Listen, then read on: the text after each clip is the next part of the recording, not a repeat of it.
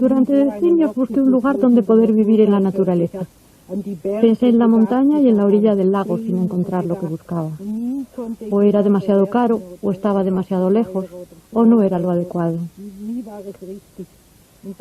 Un día el hijo del profesor Jung me dijo que alguien en Bollingen, allá arriba en la ladera, quería vender un terreno, que no le conocía, pero que sabía su nombre.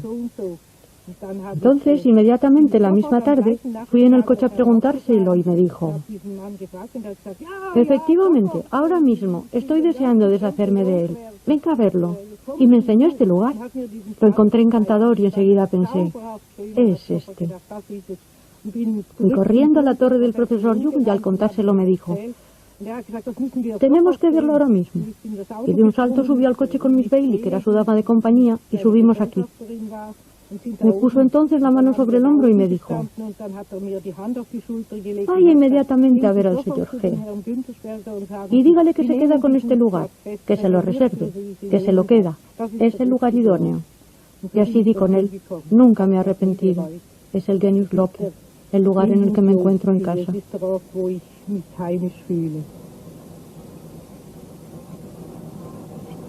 ¿Encontró en él algo de su infancia? El paisaje es muy diferente, pero en él vuelvo a encontrar mi niñez en el sentido que crecí en un gran jardín donde jugaba casi siempre sola en la naturaleza, desarrollando un gran amor por los animales y las plantas. Después he pasado toda mi vida en habitaciones alquiladas, siempre con el anhelo de encontrar algún día un poco de tierra para renovar el contacto con la naturaleza. Y aquí lo reencontré. Por eso, algo más tarde, la tercera o cuarta noche, soñé con monos que corrían felices alrededor de la casa. El alma animal podía revivir por fin. Los antepasados animales volvían a la vida. Se trata de una calidad de vida que solamente se experimenta viviendo en el campo como un animal más. En este sentido le respondería afirmativamente. Es cierto que este paisaje es diferente al de mi infancia, pero los dos tienen en común la naturaleza. Lo reconfortante son los momentos de soledad y silencio en la naturaleza, únicamente en comunicación con animales y plantas.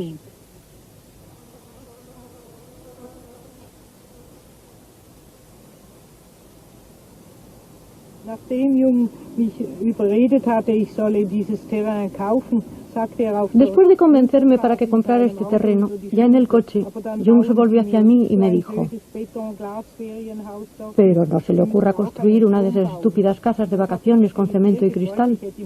Debe de construir una torre también. Esto me alegró mucho, naturalmente, porque yo no me hubiera atrevido nunca a imitarle. Y por eso construí una torre cuadrada. Entonces me ocurrió algo extraordinario. Una de las primeras noches en que pasé sola en la torre, soñé que en el más allá había una réplica idéntica a la mía, donde me ocurría de todo. Y cuando se lo conté a Jung, me dijo: es curioso, yo también he soñado. He soñado que mi torre también tiene una réplica al otro lado del lago. Esto significa que esta torre solo es una imagen terrenal de una idea eterna. El sí mismo, la personalidad más grande, por la torre es el símbolo del sí mismo, se encuentra en el más allá. Como me comprometí con tanto entusiasmo al construir aquí abajo en la tierra, lo inconsciente me advirtió que la verdadera torre se encontraba en el más allá. Y desde entonces siempre sueño periódicamente que me encuentro en ella. El mismo Jung soñó antes de su muerte que ya podía trasladarse a su torre del más allá, a su otra casa, en la otra orilla del lago.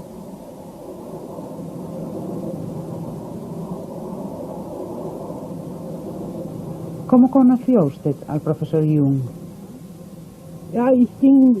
En la escuela yo estaba en la misma clase que el sobrino de Toni Wolff, la amiga del profesor Jung.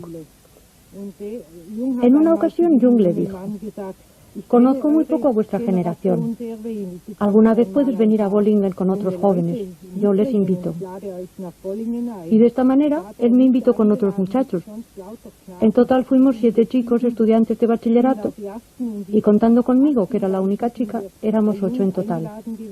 Y pasamos allí el día entero. Jung habló tan impresionantemente de la verdad del alma que dejó en mí una huella muy profunda. Cuando volví a mi casa pensé, ahora necesitarás 10 años para digerir todo lo que este hombre ha dicho hoy. Después me enteré que daba conferencias en la Escuela Politécnica Federal y allí fui. Pero era demasiado tímida para saludarle y pensé, si él me conoce, bien, pero si no... Él vino directamente hacia mí y me dijo, ¿cómo está usted? Naturalmente me sentí muy feliz de que aún se acordara de mí. ¿Y cómo empezaron a trabajar juntos? Ocurrió de la siguiente manera. Cuando nos conocimos, él tuvo la impresión de que yo tenía algo que ver con la alquimia, según me dijo después. Por eso, más tarde, cuando le pregunté si podría hacer un análisis con él sin que tuviera dinero para pagarlo, él me respondió que me tomaría en análisis y que a cambio podría sencillamente traducir algunos textos latinos y griegos, ya que su latín y su griego estaban un poco aletargados. Esto fue cierto al principio, pero después se despertaron y al final sabía tanto como yo. Solo le faltaba ejercitarlos. Para comenzar, me dio una colección de tratados alquímicos titulada Museum Hermeticum, diciéndome, cada vez que encuentre símbolos interesantes, haga traducciones y extractos. Yo le respondí que me hacía falta más orientación, que yo no sabía. No, utilice su intuición. Y así fue como, con profundo respeto, tomé este viejo libro aparecido en 1593.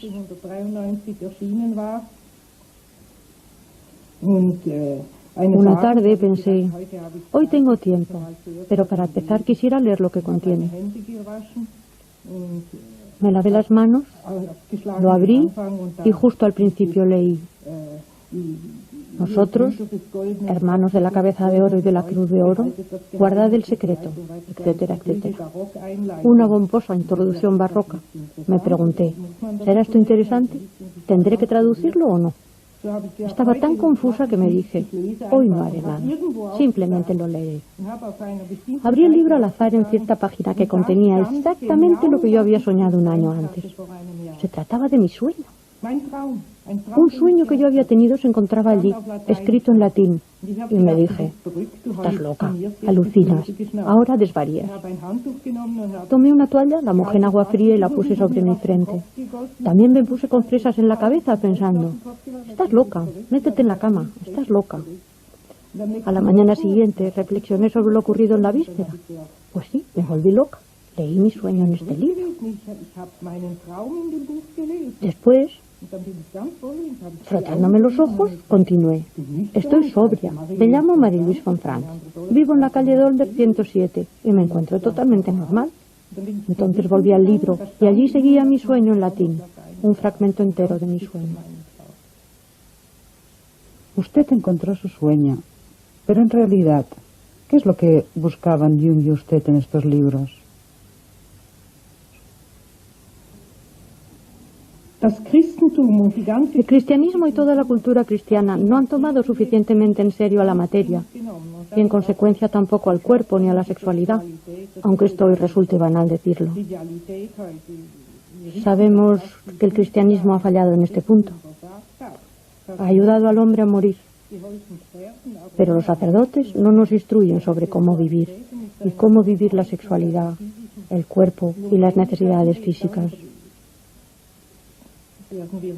Aquí está la gran laguna de la tradición cristiana. Gran parte de los alquimistas eran médicos o científicos apasionados.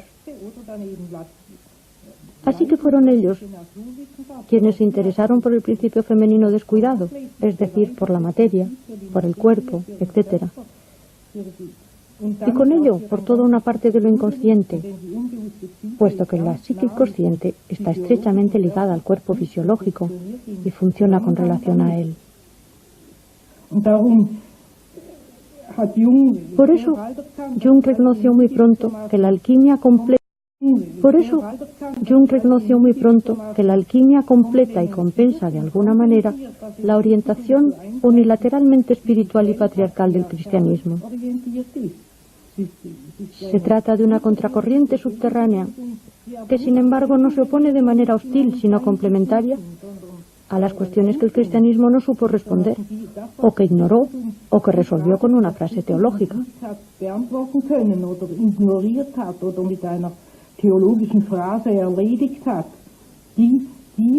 Estas fueron las preocupaciones centrales de los alquimistas, y por eso prepararon los tiempos modernos, en los que todo ha caído en el extremo opuesto.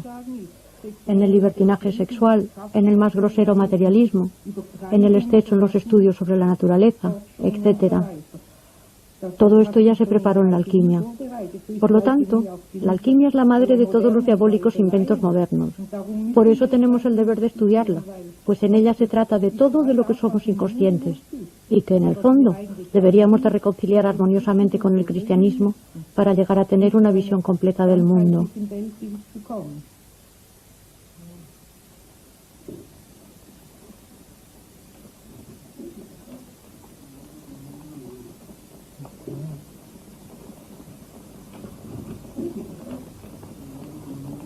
¿La alquimia no empezó ya antes de Jesucristo?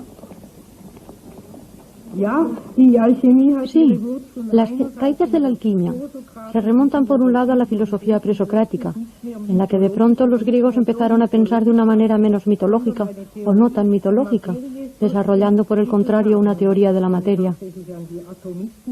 Pensemos sobre todo en los atomistas Leucipo y Demócrito, y después en Heráclito, con su teoría de la energía cósmica, etc. La manera de plantearse cuestiones científicas proviene pues de la ciencia griega presocrática. Por otra parte, el lado práctico de la técnica química proviene de Egipto y se remonta sobre todo al ritual de la momificación. Piensen, por ejemplo, en el momento principal en que se sumerge el cuerpo en una solución de sosa, natrón. Natrón significa MTR, Dios. En el fondo se trata de un baño de divinidad.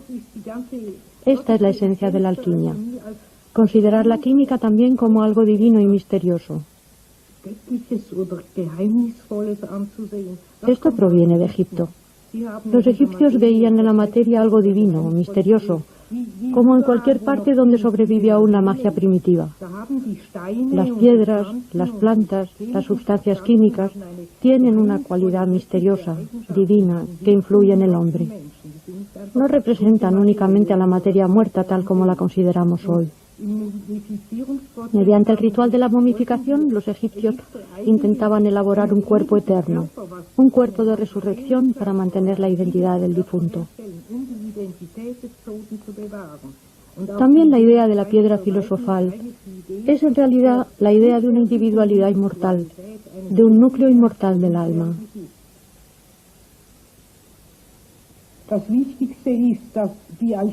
Lo más importante es que la alquimia nos proporciona una cantidad increíble de símbolos abstrusos y grotescos que corresponden exactamente a los sueños del hombre moderno. Por eso publicó Jung los sueños de un físico famoso, Pauli, pues en ellos se ve surgir gran cantidad de motivos alquímicos. La gente de hoy, sobre todo los investigadores modernos de las ciencias naturales y todo aquel que tiene una concepción científica del mundo, sueñan símbolos alquímicos. En consecuencia, no sería imposible comprender los símbolos de tales sueños sin haber explorado antes toda la tradición.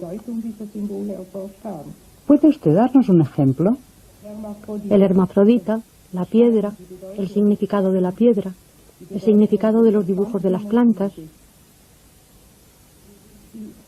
Claro está que el simbolismo cristiano también ha transmitido e interpretado estas cosas que se ven en las catedrales. En ellas se encuentra un simbolismo inconsciente riquísimo, pero su interpretación se refiere siempre a Cristo.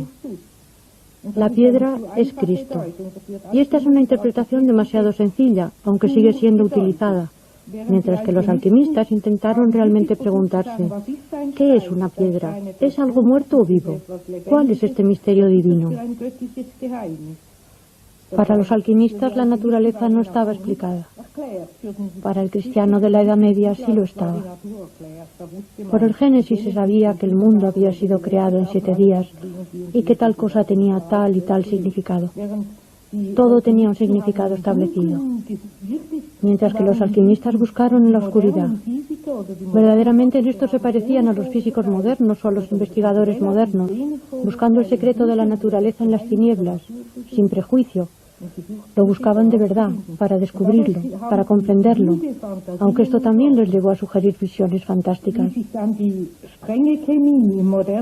Cuando en el siglo XVII se desarrolló poco a poco la química, en el sentido moderno del término, terminaron todas estas viejas fantasmagorías tachadas de absurdas, y después el racionalismo las rechazó como supersticiones incomprensibles y disparatadas.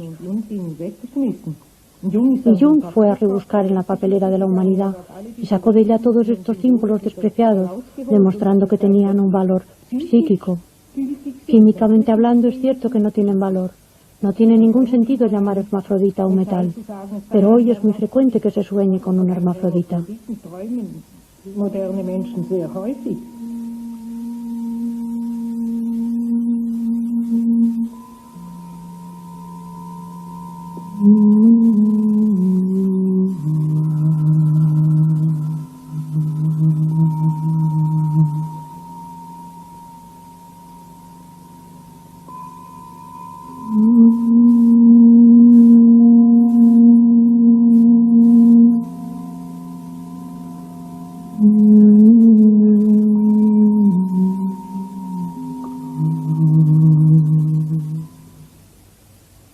¿Cómo llegó usted a ser terapeuta?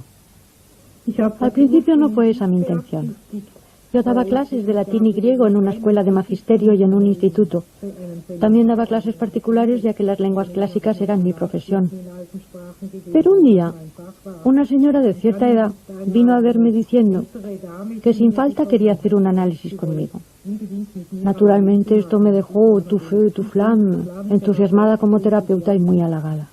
Así que me dirigí al doctor Jung para preguntarle si estaría dispuesto a supervisarme y si debería o no tomarla. Me respondió, sí, la conozco. Está tan loca que no puede usted estropearla mucho. Puede usted probar. Esto se desarrolló muy dramáticamente, pero no mal del todo. Así que poco a poco vinieron a verme cada vez más personas. Al principio lo hacía a la vez que mi trabajo, pero llegó a ser tal la avalancha que abandoné la enseñanza aterrizando en esta nueva profesión. ¿Cuántos sueños ha interpretado usted, más o menos, hasta ahora? Pues bien, ya lo calculé una vez. Si tomo 2 sueños por sesión, tantas sesiones por año y tantas personas, llego aproximadamente a los 60.000 sueños. Entre todos esos sueños, ¿encontró usted algunas veces los mismos? Quiero decir, si diferentes personas pueden soñar lo mismo. No. En los 60.000 sueños no hay ninguno que sea igual. Se trata de 60.000 sueños diferentes. Sin embargo, hay temas que se parecen. En esto fundamentó Jung su teoría de los arquetipos, en que existen ciertas estructuras básicas que vuelven una y otra vez. Pero en los detalles un sueño nunca es idéntico a otro, en ninguna persona. Lo que se puede constatar, sin embargo, es que en el sueño existen temas generales que se repiten. Por ejemplo, el tema del amor, o también el de la persecución, o que en el sueño uno busca y busca algo, y así sucesivamente. Por lo tanto, y esto es lo importante, se repiten ciertas estructuras fundamentales que Jung llama las estructuras arquetípicas de la psique. Estas tienen tanta importancia porque a su través llegamos a la capa colectiva del individuo. Esta es una capa que siempre permanece sana, incluso en el enfermo mental. Podríamos decir que el estrato colectivo es, en cierta manera, el de los instintos humanos universales. Cuando se consigue que las personas vuelvan a contactar con él, mejoran, porque al encontrarse otra vez conectadas con la humanidad, pueden relacionarse de nuevo socialmente. Por eso es tan importante conocer estas estructuras fundamentales. Por esta razón estudié también los cuentos de hadas y la alquimia, y esto me ayudó mucho a comprender los sueños. Pero el arte de interpretar los sueños tiene 2 vertientes. Por un lado hay que reconocer y comprender las estructuras arquetípicas, y además está el arte de cómo comunicárselo al otro para que lo comprenda de verdad, y no solo a nivel intelectual. De lo que se trata es de que la gente se impresione y vuelva a conectar a través de sus sentimientos con su propia profundidad de una manera intuitiva y afectiva. Una de las funciones que tienen los sueños parece ser la de preparar a las personas para una futura fase en sus vidas. En la vida existen varios umbrales, digamos. La pubertad, por ejemplo, es una de esas crisis conocidas. Otra es el paso al matrimonio. Luego está la famosa crisis de la mitad de la vida, la menopausia de la mujer. Son pasos transitorios que exigen que uno se reajuste a una nueva vida, que uno cambie de actitud. Y los sueños preparan el terreno. Resulta interesante ver que también antes de la muerte, los sueños preparan para adaptarse al final, que en verdad no es un final. Tengo recopilados ahora por lo menos unos 50 sueños de personas moribundas, pero ninguno de ellos habla de final. Sin embargo, siempre hablan de un gran cambio, bien sea de un viaje, de una transformación, de una mudanza. Lo más frecuente es el gran matrimonio, la gran realización. ¿Y de qué manera esos sueños describen la vida después de la muerte? Solo simbólicamente, claro está. Los seres humanos sueñan con la vida después de la muerte de una manera que se parece mucho a la que nos enseñan las religiones. O bien se entra en un jardín placentero, o bien se descansa en un abrazo eterno con la persona amada, o negativamente también se avanza con dificultad sobre la nieve o el hielo, o sobre rocas volcánicas, etc. Depende. Hay sueños buenos y sueños malos. El destino post-mortem no solo es bello, según parece.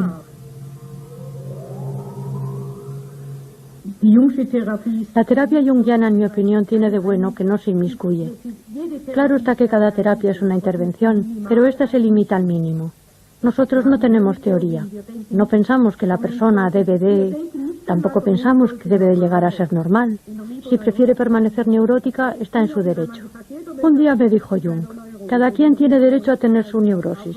Si alguien prefiere permanecer neurótico, también está en su derecho. Estamos en una democracia, punto. Lo que únicamente importa es lo que quieren los sueños.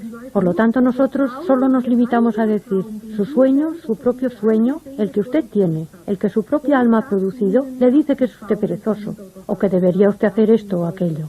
Nada más. De manera que en el fondo lo único que hacemos es intentar educar a la gente para que escuche su propia voz interior. No hacemos nada más. La idea de Jung es precisamente la individuación, es decir, ser uno mismo, o llegar a ser uno mismo. Hoy se utiliza mucho la expresión tan trillada de la autorrealización, confundiéndola con la realización del yo, mientras que Jung quería decir otra cosa. En la individuación se realiza la propia profundidad, el propio destino, que a veces de ninguna manera se ajusta al yo, sino que corresponde a lo que se siente en lo más hondo del alma, a lo que se debería ser. El hombre se vuelve neurótico cuando se desvía de lo que Dios había previsto que él fuera. En el fondo esto es la individuación. Y tal es la razón de ciertos reproches que nos hacen con frecuencia. Pues después de hacer un análisis la persona puede parecer más cerrada o comportarse de una manera menos adaptada, pero es fiel a sí misma. Vive su propio destino, lo que en la mayoría de los casos le hace ser más humana, menos criminal, menos destructora de su entorno.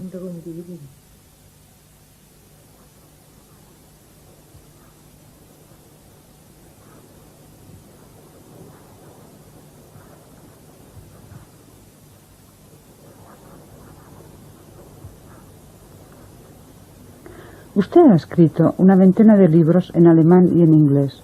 ¿Cuáles son los temas principales? Todo comenzó con la alquimia. Desde el primer momento, Jung tuvo la impresión de que yo sería su colaboradora para los textos alquímicos, debido a mis conocimientos lingüísticos. Y por eso me dio para descifrar un viejo texto titulado Aurora Consurgens. Para poder descifrarlo, tuve que aprender antes la paleografía, pues se trataba de una escritura medieval que no puede leerse como se hace habitualmente. Después le propuse que me descifrara con notas a pie de página la verificación de todas las citas de la Biblia, es decir, una edición científica. Y un día me dijo, Qué pena que esto se quede en mi casa en un cajón. Añádale pues un comentario. Y llegó a ser un libro en el que trabajé durante 15 años.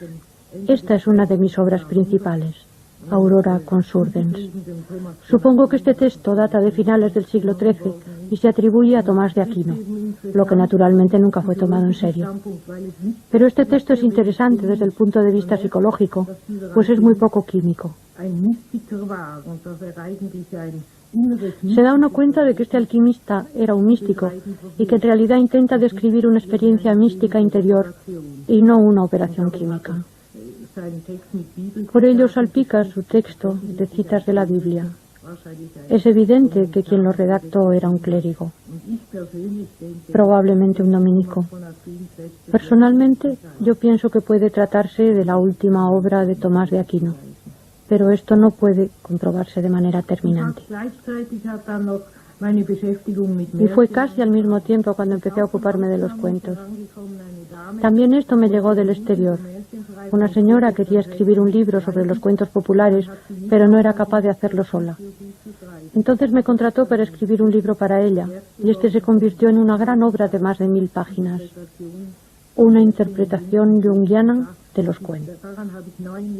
Trabajé durante 9 años y por eso llegaron a entusiasmarme, pues en mi infancia nunca me habían contado cuentos de hadas y no conocía ninguno salvo los de Andersen, que no me gustaban porque son muy tristes y me deprimían demasiado. Así que en realidad descubrí los cuentos populares entre los 20 y los 30 años, pero estos me apasionaron. Y a partir de este momento di una serie de cursos sobre ellos. Muchos de estos cursos fueron grabados y publicados después, y por eso hoy se me conoce sobre todo por mis comentarios sobre los cuentos.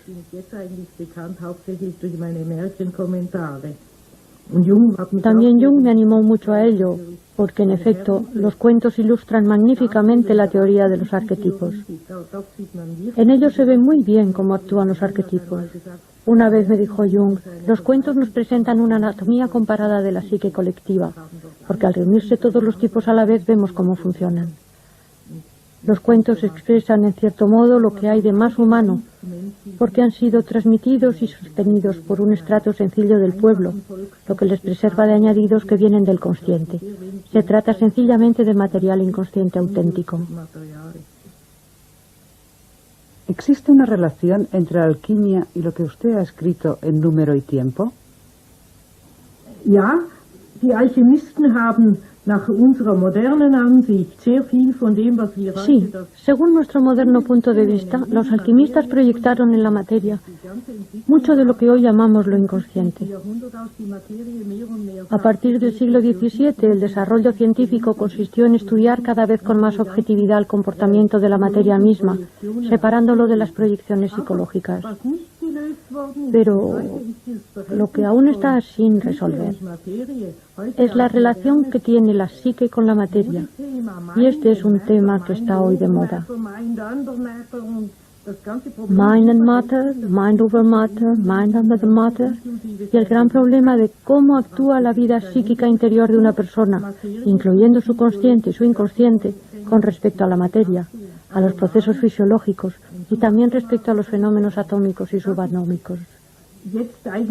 Verdaderamente, este es el tema apasionante que está ahora en discusión y al que se podría llamar alquimia moderna.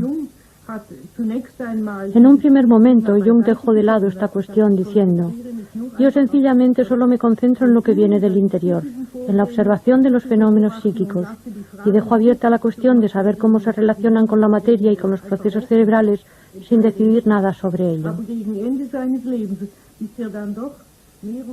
Sin embargo, hacia el final de su vida, se vio cada vez más sorprendido por el hecho de que la física atómica y sus descubrimientos sobre lo inconsciente colectivo provocaban resultados y cuestionamientos de nociones muy similares, de manera que fue imposible cerrar los ojos y no verlo.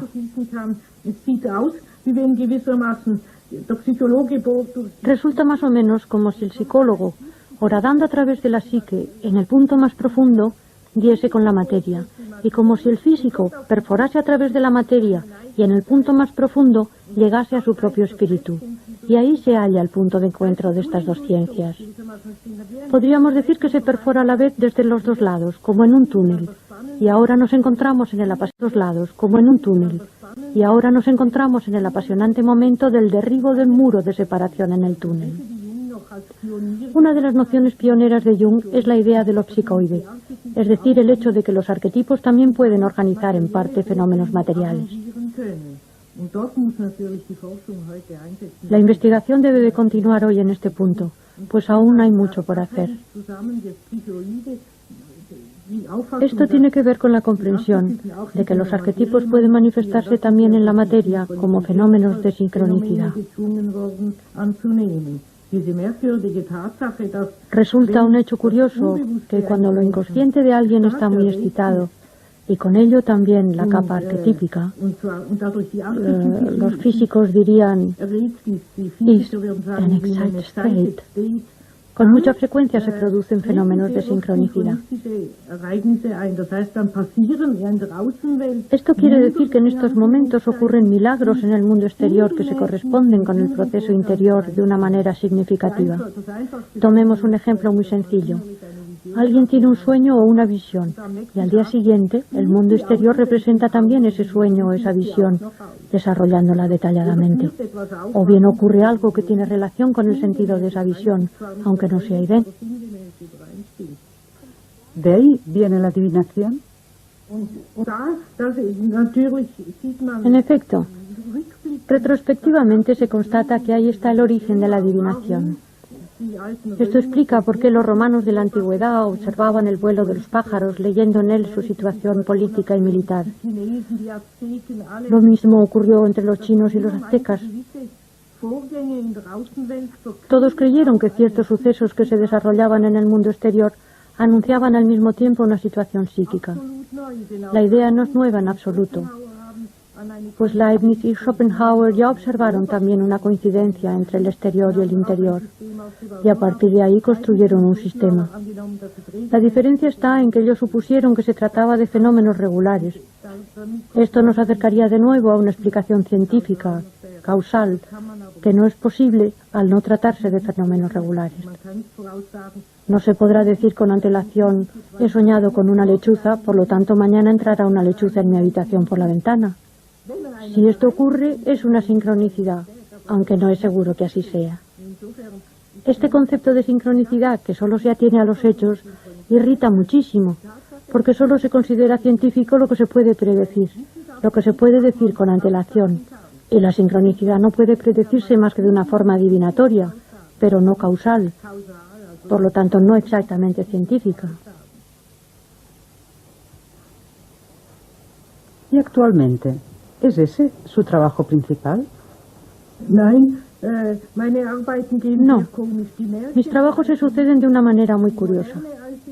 Los cuentos de hadas, la alquimia y la alquimia moderna, es decir, la relación entre la física moderna y el problema del tiempo, se me presentan como si fuera una trenza. Los temas desaparecen y vuelven a aparecer como las hebras de una trenza. Por eso paso siempre de una ocupación a otra. Creo que en teoría podré explicar la conexión que hay entre estas áreas. Digamos que son tres corrientes que están vivas y surgen alternándose. Acabo de terminar un libro sobre sueños de personas moribundas y siento, pero aún no estoy segura, pues por de pronto tendré que observar mis propios sueños. Siento que me gustaría mucho escribir un libro sobre las relaciones entre lo inconsciente del hombre y el paisaje. Naturalmente que esto implicaría de nuevo el problema de la sincronicidad. Se trataría, por lo tanto, de una geografía del alma. Pero todavía no lo sé. Tengo que esperar para saber si mi inconsciente está de acuerdo. En este momento me entusiasma la idea, pero todavía no sé si lo aprueban los espíritus. ¿Son pues los sueños los que le inspiran la creatividad? Sí, los sueños son la base de la creatividad. Observándolos y respetándolos se cometen menos errores. La creatividad viene de lo inconsciente. Es del mismo material que los sueños. Y son estos los que nos inspiran. Existen muchos documentos que prueban que los novelistas soñaron lo que más tarde escribieron. Por ejemplo, Dr. Jekyll y Mr. Hyde. La primera parte la soñó Stevenson. En lo que a mí concierne, yo también constato que cada vez que escribo o estoy creativa, tengo muchos sueños. Lo inconsciente se toma mucho interés. Y en el momento en que escribo mal o me desvío de un tema o me equivoco, enseguida mis sueños son negativos. Estoy convencida que cualquier persona que es creativa lo es con su inconsciente, sea o no sea consciente de ello.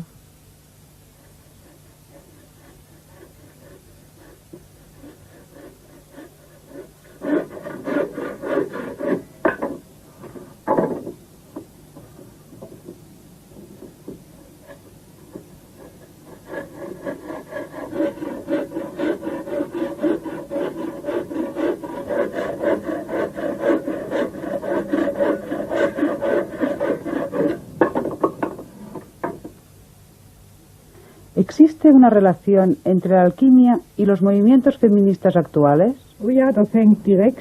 Sí, existe una relación muy directa. El cristianismo insistía demasiado sobre el espíritu, era demasiado patriarcal, mientras que la alquimia mantuvo la tradición de los valores compensadores. Piénsese en su interés por la madre natura. La alquimia tenía diosas, llamadas precisamente Mater Natura o Mater Alquemia. La materia es una divinidad, y por eso existe una relación con la declaración papal de que María ascendió al cielo con su cuerpo. Esto corresponde a una elevación de la materia física y del principio femenino. Se trata de movimientos seculares, movimientos arquetípicos en lo inconsciente colectivo. Vivimos en una época en la que el patriarcado cambia a matriarcado, y una vida que estaba impregnada de espiritualidad ahora da más importancia al cuerpo y a la materia, y necesitamos encontrar el equilibrio entre las dos tendencias. El peligro está, naturalmente, en caer en lo contrario, lo que volvería a ser unilateral. Por esta razón Jung escribió tanto a propósito del Mysterium Conjunctionis, esta unión entre el principio masculino y el principio femenino, este equilibrio o lazo de unión entre los dos. El hecho que de repente las mujeres de hoy se sientan impelidas a ser más independientes y autónomas no surge de la nada. Hubieran podido hacerlo hace 2000 años y con mayor razón aún, pues hubieran tenido muchas razones para rebelarse. Pero no, es ahora cuando lo hacen, porque ahora es cuando el arquetipo de la mujer, el arquetipo de la diosa está constelado en el inconsciente colectivo. Por eso se encuentran por todas partes diferentes movimientos que tienden a reconocer y a respetar de nuevo a la materia, a la naturaleza, a lo irracional, al eros, a la sexualidad, al valor de la vida física y, en consecuencia, pues lo uno está relacionado con lo otro, a reconocer por fin la personalidad de la mujer, sus valores propios, es decir, los valores del eros, por lo tanto de la relación humana basada en los sentimientos. ¿Qué mensaje le gustaría transmitir a través de su actividad? Es difícil concentrarlo en pocas palabras, pero yo diría lo siguiente. Tengo la impresión, como todos nosotros, de que nuestra cultura y nuestra civilización han entrado en una fase de ocaso y de decadencia. Y creo que o encontramos una renovación o será el fin. Yo solo veo esta renovación en lo que Jung descubrió, es decir, en un contacto positivo con ese fondo creativo originario de lo inconsciente y con los sueños. Son nuestras raíces. Un árbol solo puede renovarse a partir de sus raíces. Por eso mi mensaje es, en el fondo, una invitación a todos a dirigirse de nuevo hacia sus raíces espirituales interiores, porque en ellas encontrarán las únicas propuestas constructivas para solucionar nuestros enormes dilemas, tales como la bomba atómica, la superpoblación y todas esas cuestiones insolubles.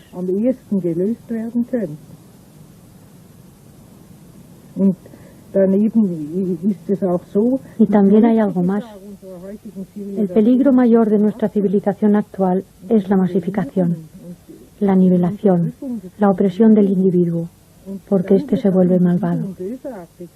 El terrorismo, por ejemplo, es una reacción del individuo, y solo podremos ir avanzando si de nuevo reconocemos y respetamos al individuo.